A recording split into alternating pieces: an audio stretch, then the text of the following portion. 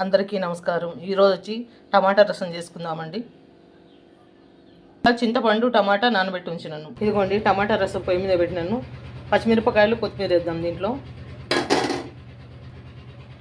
అదేవిధంగా పసుపు వేద్దామండి. అదేవిధంగా సాల్ట్ వేద్దామండి. ఇదిగోండి మిరియాలు, వెల్లుల్లిపాయలు, కరివేపాకు, జీలకర్ర ఇవన్నీ వేసి దంచుదామండి. రోట్లు వేస్తాను. ఇదిగోండి రోట్లు వేసి దంచేస్తాను. ఇదిగోండి ఈ విధంగా దంచుకుంటే సరిపోతుందండి. తీసేద్దాం.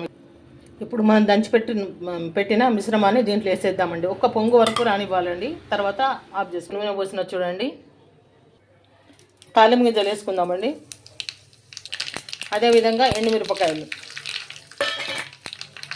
ఇప్పుడు ఈ చారులో పోసేద్దామండి. నా ఛానల్ని సబ్స్క్రైబ్ చేసుకోండి దయచేసి ప్లీజ్. మూత పెట్టేసిన